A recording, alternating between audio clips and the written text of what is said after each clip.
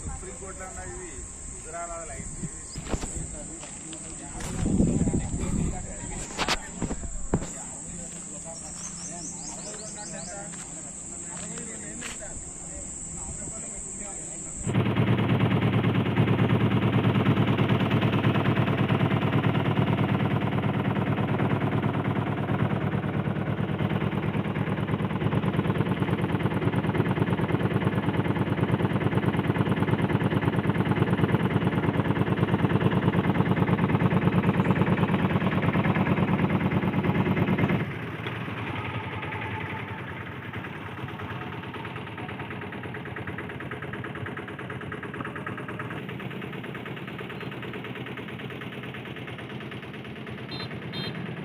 లేకుండా లేఅవుట్ లేకుండా మున్సిపల్కు ఆదాయానికి గండి కొట్టుకుంటూ కోట్లాది రూపాయలు దండుకుంటున్న ఈ రియల్ ఎస్టేట్ మాఫియా పైన మరి హుజురాబాద్ జమ్మికుంట మున్సిపల్ పరిధిలోని హుజురాబాద్ రోడ్ అయినా, ధర్మారం రోడ్ అయినా, ఇల్లంతకుంట రోడ్ అయినా, ఇటు ఆబాద్ జమ్మికుంట రోడ్ అయినా అక్రమంగా రైతుల దగ్గర తక్కువ ధరలకు భూములు కొని అగ్రిమెంట్లు చేసుకొని మరి వాళ్లకు లేఅవుట్ లేకుండా, అక్రమంగా లేఅవుట్ లేకుండా వాళ్ళకు రిజిస్ట్రేషన్లు చేసి కోట్లాది రూపాయలు దండుకుంటున్న రియల్ ఎస్టేట్ మాఫియా పైన ప్రభుత్వానికి గండి కొట్టి కోట్లాది రూపాయలు 30 ఫీట్ల రోడ్లు ఇడిచిపెట్టి 10% మున్సిపల్ పరిధిలో ఉన్న మున్సిపాలిటీకి భూములు ఇడిచిపెట్టి పార్కులకు, స్కూలుకు, గుడికో అవన్నిటి నిబంధనలకు విరుద్ధంగా ఈ రియల్ మాఫియా మున్సిపాలిటీ పరిధిలో ఉన్న రాజకీయ నాయకులు ఏ పార్టీలో ఉన్నా, ఏ పార్టీ అధికారం ఉన్నా చలామణి అవ్వుకుంటూ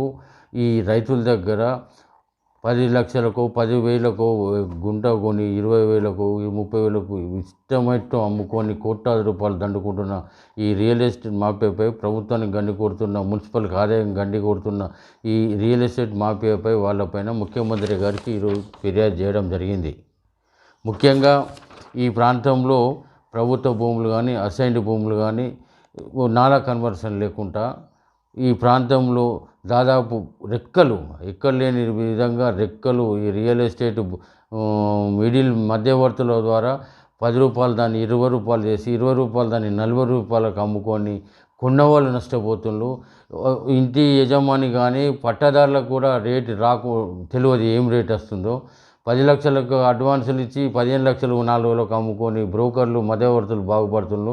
వీళ్ళందరికీ అండదండలు, రాజకీయ అండదండలు ఉండి ఈ అధికారులు, మున్సిపల్ అధికారులు ఎవరైనా కంప్లైంట్ ఇస్తే టీపీఓ పోయి రాళ్ళు వీక్తాడు, ఫోటో పెడుతుండు మేము చాలా బాగా పగడు పని చేసినాం, మున్సిపల్లకు ఆదాయానికి గండి కొట్టినా కూడా మేము కనీళ్ళు వీక్తుని వాడు తెల్లారిపోయి పైసలకు వసూలు చేసి లంచాలకు అలవాటు పడి వాళ్ళకి ఇడిచిపెడుతున్నారు. అధికారులైనా మరి అసైన్డ్ భూములు, దళిత భూములు, పట్టా భూముల మీద కొందరు కన్నేసి ఆక్రమించుకొని కొందరు పోలీస్ అధికారులు, రెవెన్యూ అధికారులతోటి కుమ్మక్కై వాళ్ళకు లంచాలకు అలవాటు పడి వాళ్ళందరినీ బెదిరించుకుంటూ ఈ మధ్యనే హుజురాబాద్లో పెద్ద ఒక పోలీస్ అధికారి ద్వారా బెదిరించి అసైన్డ్ భూములకు చెందిన యజమానులను బెదిరించి కోట్లాది రూపాయల చేతులు మార్చి మరి బెదిరింపులకు పాల్పడుతున్నారు. ఏ ప్రభుత్వం ఉంటేనే మా ప్రభుత్వంలో మేము నిన్నరాక బీఆర్ఎస్ పార్టీలో ఉన్న నాయకులు మరి చలామణి నవ్వుకుంటూ రియల్ ఎస్టేట్ మాఫియా గుప్పిట్లో పెట్టుకొని, అధికారులను గుప్పిట్లో పెట్టుకొని లంచాలకు మరిగిన అధికారులకు కూడా మేము హెచ్చరికను మీ చిట్టా ఉన్నది, మీరు ఎవరోళ్ళు ఏం చేస్తున్నారు ప్రభుత్వాన్ని నివేదికిస్తున్నాం, అతి త్వరలో మీరు ఈ లంచాలకు కానీ అవినీతిగా పాల్పడకుంటుంటే నిన్ననే సబ్ రిజిస్ట్రార్ హుజురాబాద్లో సబ్ రిజిస్ట్రార్పై మేము ఐజీ స్టాంప్ అండ్ రిజిస్ట్రేషన్ చేసి ఈ ప్రాంత రైతాంగం కానీ ఏ రిజిస్ట్రేషన్ చేసుకున్న అడ్డంకులు పెట్టి అక్కడ రియల్ ఎస్టేట్ బ్రోకర్ల ద్వారా అక్కడ మొత్తం ఏజెంట్లను పెట్టుకొని ఒక్కొక్కరు చాలాన్ని కట్టినా కూడా 2-3 నెలలు దింపుకొని ఒక్కొక్క డాక్యుమెంట్కి వేలాది రూపాయలుగా తీసుకొని కోట్లాది రూపాయలు సంపాదించుకున్న ఈ అక్కడున్న ఎవరైతే మక్సూద్ అలీ అని నిన్నరాక సబ్ రిజిస్ట్రార్ని మేమే కంప్లైంట్ ఇచ్చినాం. అతన్ని సస్పెండ్ చేసే కార్యక్రమం మొత్తం డిపార్ట్మెంట్ ఎంక్వైరీ అవుతున్నాయి. ఆయన మీద తక్షణమే ఆయన ట్రాన్స్ఫర్ అయిపోయి లీవ్ పెట్టి కొత్త వాళ్ళకి ఇచ్చిండ్రు. ఈ అధికారులైనా ప్రజలను ఇబ్బంది పెట్టకుండా రిజిస్ట్రేషన్ కార్యాలయాలకు వచ్చిన వాళ్ళకు అసౌకర్యం బ్రోకర్లను పెట్టి వాళ్ళ దగ్గర డబ్బులు పిండకుండా వాళ్ళకు నిబంధనలకు విరుద్ధంగా మేము చేయమంటలేము.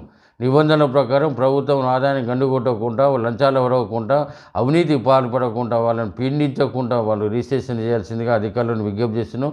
ఇక్కడున్న అధికారులు దాదాపు 2014 నుంచి 2022 వరకు మొన్నటి వరకు 10 సంవత్సరాల్లో 4 ఎంఆర్ఓలు సస్పెండ్ అయిన ఏసీపీ దాడులని దానిలో భాగం జమ్మికుంటలో 2 ఎంఆర్ఓలు, ఇల్లంతకుంటలో 1 ఎంఆర్ఓ, మరి వేణువంక 1 ఎంఆర్ఓ, హుజురాబాద్ ఆర్డీఓ ఆఫీస్ మీద దాడి అని ఆర్డీఓ ట్రాన్స్ఫర్ అయిపోయిండు. అక్కడ ఉన్న అధికారి ఏసీబీ పట్టుబడ్డారు. మళ్ళీ మన ఆర్టీసీ డిపో కానీ ఈ ప్రాంతంలో అవినీతికి పాల్పడి చేస్తున్న గత ప్రభుత్వంలో ఉన్నటువంటి అధికారులు ఇంకా చలామణి నాయకులకు తొత్తులుగా మారి అవినీతికి పాల్పడుతున్నారు. కాబట్టి ఇప్పటికైనా పద్ధతి మార్చుకోండి. మీ అవినీతి భాగవతాన్ని ప్రభుత్వం చూసుకుంటూ ఊరుకోం. ప్రభుత్వంలో ఉన్నాము కాబట్టి ప్రజల పక్షాన, పేద ప్రజల పక్షాన పోరాడతాం. ఇంకోసారి అవినీతికి పాల్పడిన ఫిర్యాదు ఏ అధికారి కూడా ఇడిచిపెట్టాం. మీ ప్రభుత్వ నిబంధనల ప్రకారం, ప్రభుత్వం ప్రకారం మీరు నడుచుకోవాల్సిందిగా ఈ గత ప్రభుత్వంలో ఉన్నటువంటి నాయకులు ఒత్తిళ్లకు లొంగి అవినీతి పాల్పడితే మాత్రం క్షమించే విషయం లేదు. మా ముఖ్యమంత్రి గారు తీసుకెళ్ళి, మా మంత్రి గారు, జిల్లా మంత్రి గారు తీసుకెళ్ళి మేము కఠిన చర్యలు మీ అన్ని చేసి ప్రభుత్వాన్ని నిబంధనలకు విరుద్ధంగా చేయకుండా ఉండాల్సిందిగా మరి అధికారులను, ఈ ప్రాంత అధికారులను అందరినీ కోరుతున్నాం.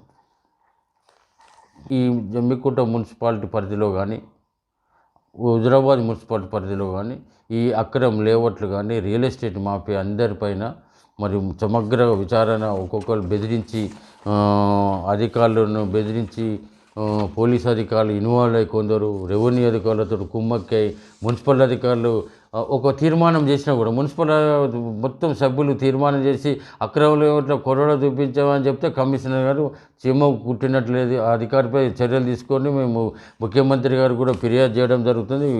నిన్ననే ముఖ్యమంత్రి గారికి వాళ్ళు ఫిర్యాదు చేసినాం.